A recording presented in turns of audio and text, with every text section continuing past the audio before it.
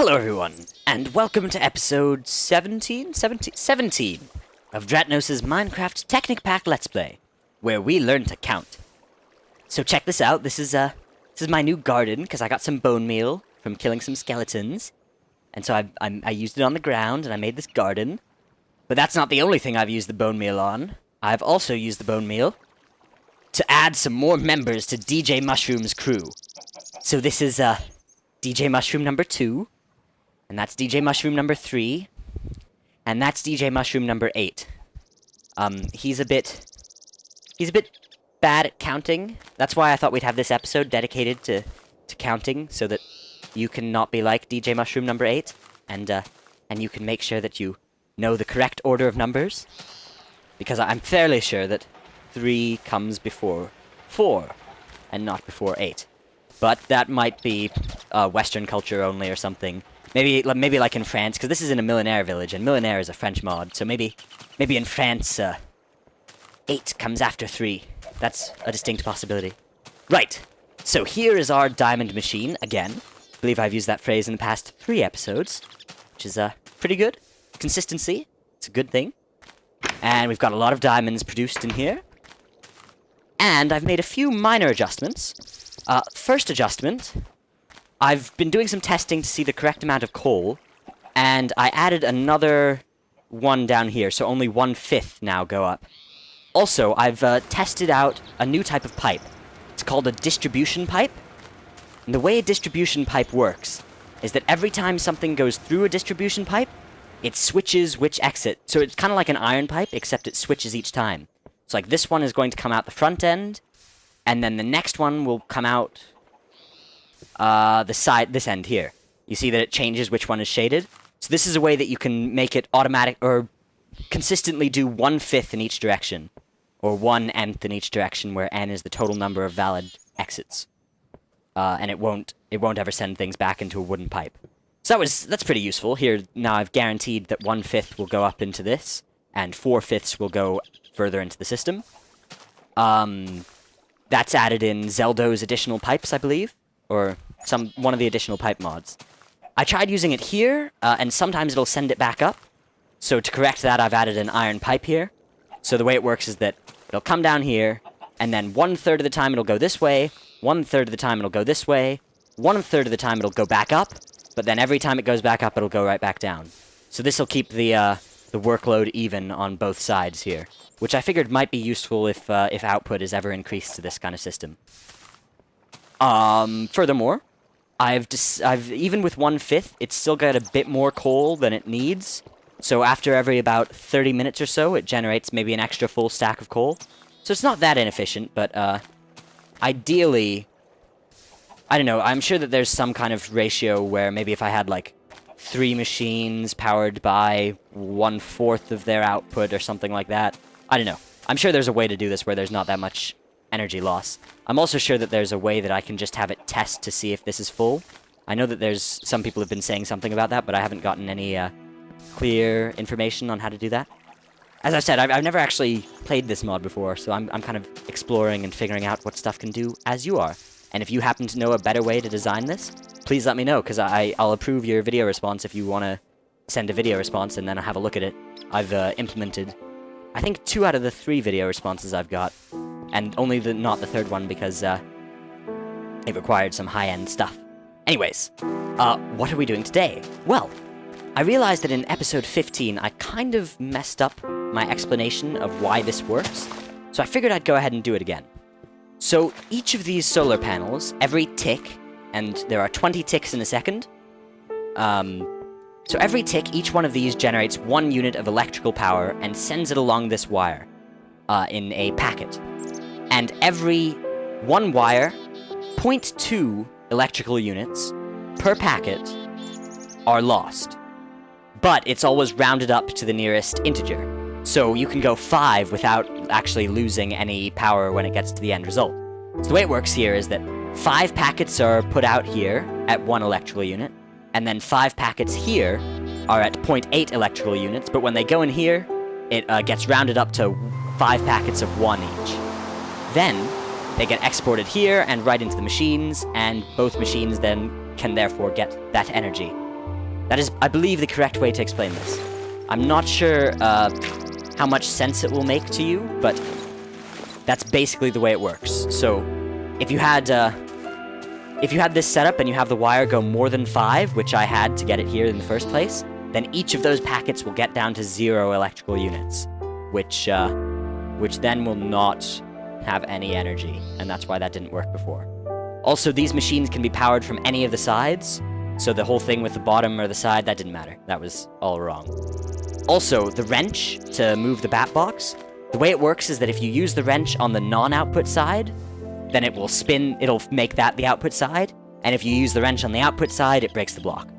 So, with all of that confusion slightly aside, a little bit, I figured we'd go and we'd look at another way of making an automatic diamond factory today.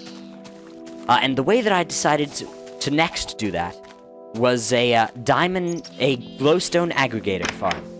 So, in order to make a glowstone aggregator, we're going to need some diamonds. It's an investment. It'll pay off, I think, as long as creepers don't come and mess with stuff, or endermen don't come and just totally steal them. Because endermen are known to do that. Right. So, how do you make a glowstone aggregator? Well, you put glowstone in the corners. This is a glowstone in the SMP texture pack, and it's one of my favorite textures in this pack. So you put the glowstone in the corners, a furnace in the bottom, and redstone in the middle, makes you a glowstone aggregator. And a glowstone aggregator will basically convert whatever block you put into it into a glowstone block over time. And it'll do it at different speeds, depending on which material you use. So, like, if you put a block of dirt in, it'll convert it to a glowstone block after 4 minutes. Whereas if you put... or 4 minutes and 10 seconds, actually. Whereas if you put glowstone dust in it, it'll convert that to glowstone in 3 minutes. So that's the most efficient way of doing this. However, glowstone aggregators don't just work. They actually require light above them. And you can either have them only work during daytime, or you can put a light block above them. Namely, a torch, a glowstone block, or, if you are super cool, a jack-o'-lantern. Which I figured that since, even though Halloween was yesterday, we can still have some Halloween-themed stuff. So I figured we'd make some jack-o'-lanterns. Go ahead and find a way to get up here. And this shall keep them all at 100% light 100% of the time. Right, so how does a glowstone aggregator work? Well, you need to put your desired block in the input side, and then it'll turn that into glowstone out here. Or, if you want to put redstone in here, it'll make it just glowstone dust. So, how do you get some glowstone dust? Well, we could just place these glowstone blocks and break them, but that doesn't seem like the smartest plan, because we can use the Philosopher's Stone to just convert these into 4 glowstone dust each, which is nice. It means that there's a much less inefficiency. So, take your aggregator, stick some glowstone dust in. We put in 7 per. I haven't done any math, but I believe 8 per would have been the best choice.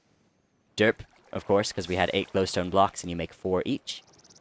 So, yeah, let's put in 8 total per. You'll notice that the progress bar is slowly filling. It'll take about 3 minutes per glowstone dust. So, we'll go ahead and come back to that in about 3 minutes. Meanwhile, we shall observe our factory. Ooh. Macerator is making more gold dust. Fantastic. Let's talk about plans for the diamond factory. I want to have a diamond factory that uses a couple different ways of making diamonds and kind of sends them all into one place. Oops. So I kind of want to have the building look sort of like a diamond, but what might be cool is having like a bunch of different little buildings that connect to the main building with like teleport pipes, because I know there are teleport pipes here. And then in that kind of main inner sanctum, to have like the diamond storage vault made out of diamond blocks, because diamond.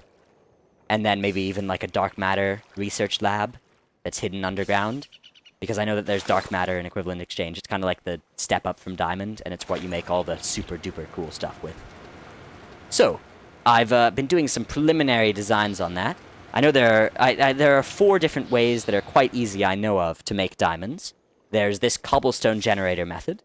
There's the glowstone aggregator method.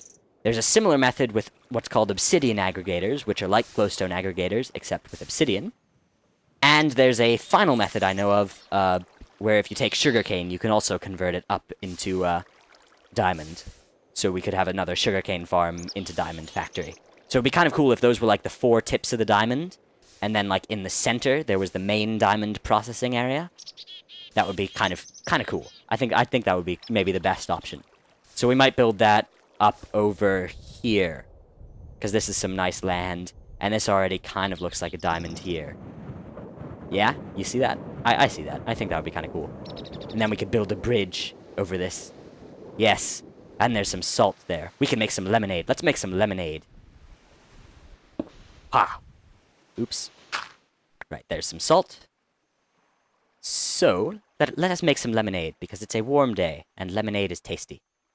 And also, I don't think I've shown you how to make lemonade before, because I think I messed it up in an episode, and that was about it. Right. So, crafting table. And glass. Lemon.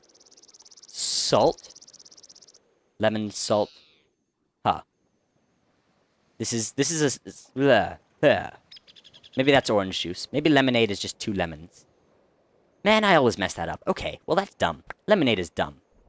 Drink orange juice. Orange juice is tastier anyways. I actually don't endorse either side of that. They're both fantastic beverages. Where were we? Ah, yes. Glowstone aggregators. So, you'll notice here that we have now produced some glowstone at a pretty nice rate. Not even sure it's 3 minutes per, because that looked like it was going... Oh, wait. 60 seconds. Sorry.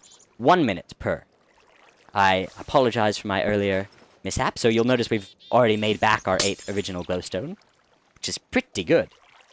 So, how would you use this in a diamond machine? Well, the way you'd have it work is you'd have pipes coming out of these that pull out the glowstone, and then return 1/4 of that output back and convert it back into glowstone dust. And then the other 3/4 of the outputted glowstone can, by the use of crafting and a philosopher's stone, be transmuted as follows. 4 glowstone into 2 iron ore. And again, then this would all be done with automatic crafting table. 4 iron into 1 gold. You could then macerate the gold, and then make that into diamonds. So we could actually have that add in to this process right here. You'd have the glowstone come out. Yeah. And then you'd convert it into iron ore here. And then you'd have that go here. And the rest of the machine would work like this. So, that is another... There are many paths to diamond, and this is another one of said paths. I might showcase the obsidian aggregator soon. It's pretty much the same concept.